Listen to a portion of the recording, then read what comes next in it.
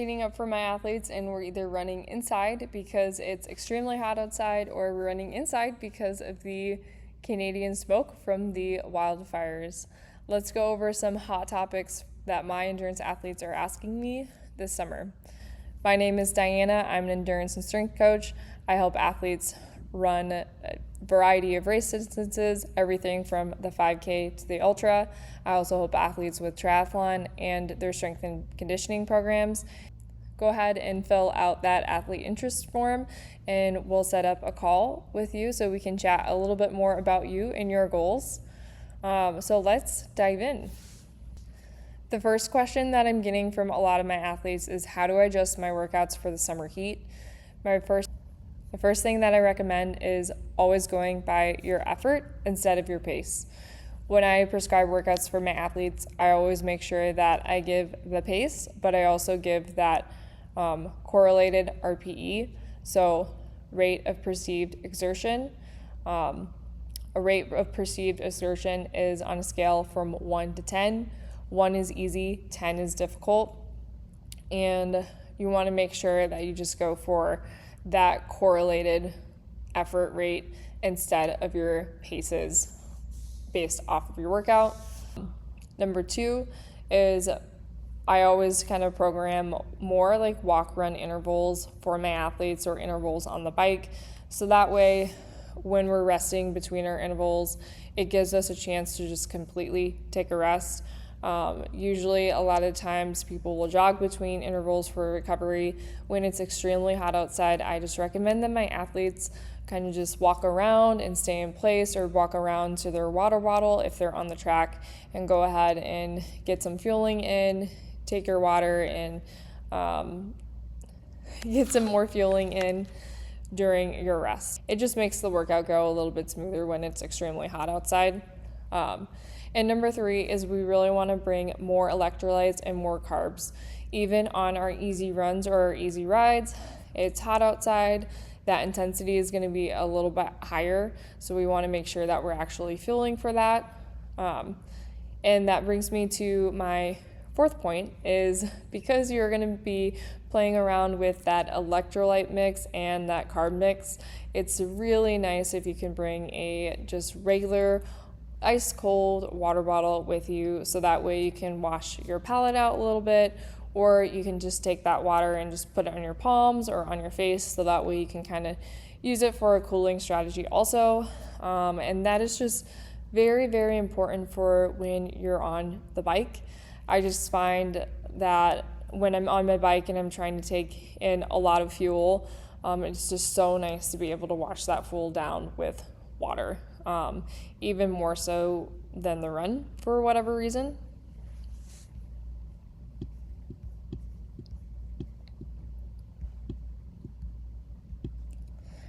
Second question that I've been getting from my athletes: how much sodium do I need?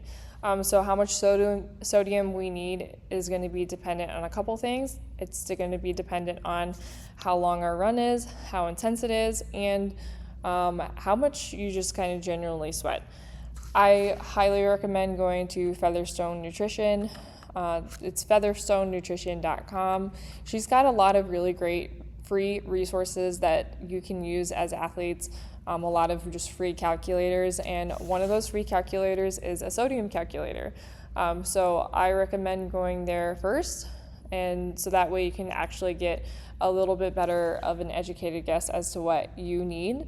And that brings me to my second point, is make sure you're reading your labels on your electrolyte mixes.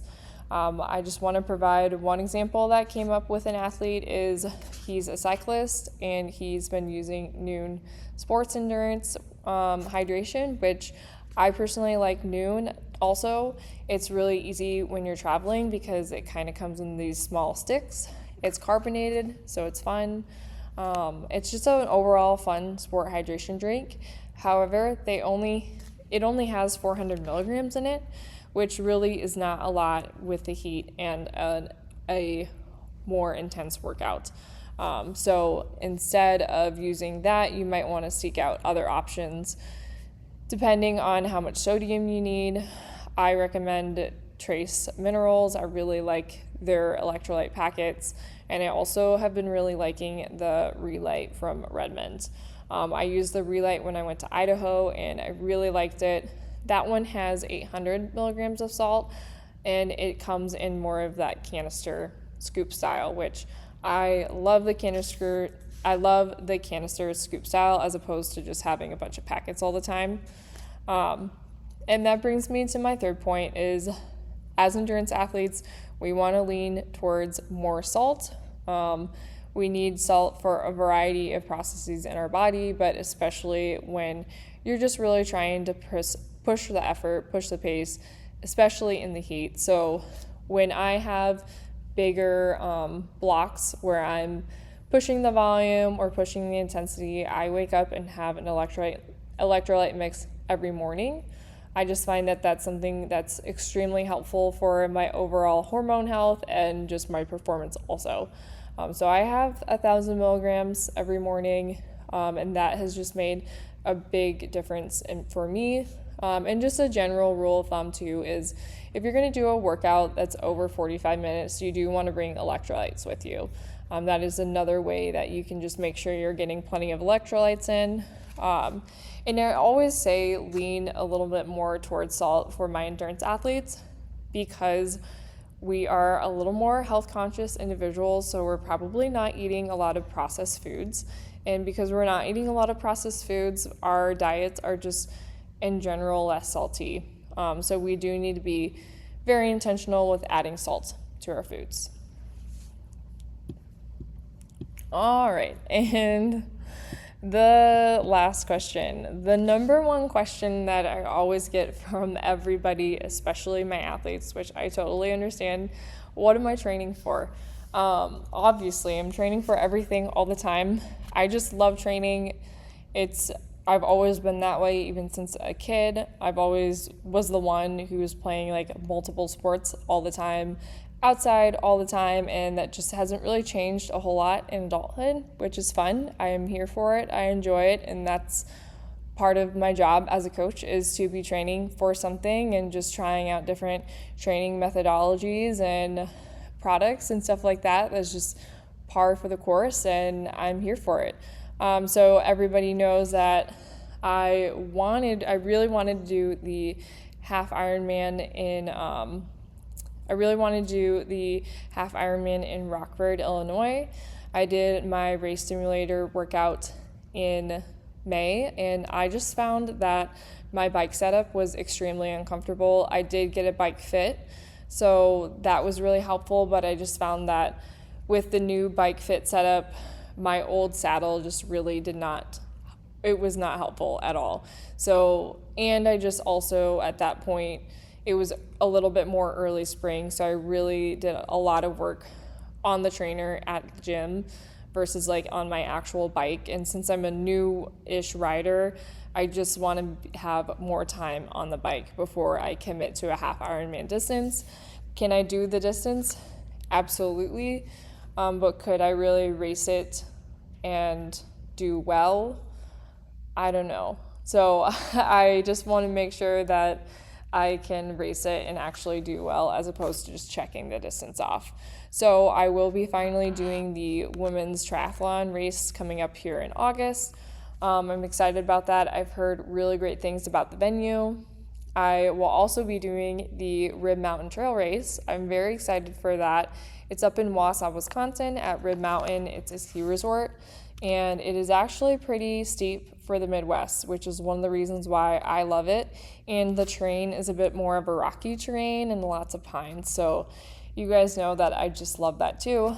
It's going to be 10.5 miles, and the elevation is just shy of 3,000. So it's pretty good. It's super fun. I did it last year, and it's definitely going to be one of those races that if I can do it every year, I totally will be doing it every year. It's just a fun race, and Iron Bowl events, they just put on really good races. So I'm excited to go for that. I do have athletes running the Madison Marathon. As a coach, I want to just spectate, but then also as a coach, my athletes do get inspired when I am also racing. So I think I'm going to lean towards actually racing that event this year. Last year I spectated, and this year I'm just feeling that a fast fall half marathon would be really fun. And I think if I keep training the way I've been training, I think I can PR, which I would be really excited to do that. I just did a mile race this past weekend. I was first overall female, which was fun, but most importantly, I dropped 15 seconds off of my mile time from last year, and I think I could have gone faster, just given a couple variables. So I do want to retest my mile in a month or so, and then transition into like half marathon mode. And then the trail race will just naturally fit in there. And then, of course, the triathlon race is coming up. So it'll just be really fun racing coming up here. And there's just so many races, especially here in Wisconsin. So I love to race. It'll be fun. I'm excited to have some stuff on the calendar. I'm probably going to throw another 5K in there too. There's some fun like evening full moon 5Ks in the area that are just really fun to just turn into training sessions. So I'll be doing that. And you guys know I just got back from my backcountry trip in Idaho. We did a 6-night, 5-day backpacking trip, and I was able to get a really nice long run in there. So I did 11.5 miles up in elevation, and that was super fun. A little bit more of a walk jog, just given the circumstances, but it was really fun. I really enjoyed it. It was a good fitness check. And I will be going out west again in the fall. So more about that to come soon. But yeah, if you guys have specific questions that you would like me to answer during these videos, go ahead and shoot me an email, Diana@boldsummitcoaching.com. I would love to answer them for you. I'm going to turn this into kind of like a weekly series, just some of the questions that I'm getting from my athletes and covering them in videos. And I'll be doing a lot more just videos with YouTube in general. I'm excited to dive in more with that. And once again, if you guys are interested in working with us, go ahead and look at the link below for the athlete interest form. And also, ultra runners, I know you guys are out there. Bold Summit Coaching is a perfect fit for you. All my ultra athletes will be getting their endurance workouts and strength programs with their endurance workouts. So that way we can make sure that you're also getting some good work in the strength room and just getting help with that. I'm really excited to help ultra runners. I'm now ultra run certified through Run DNA. It was a really great course, a really great certification, and that certification just really solidified my interest and desire to work with more ultra runners. So we're here and we are accepting athletes this month and next month. So go ahead and fill out the form if you're interested. And until next time, happy running, guys.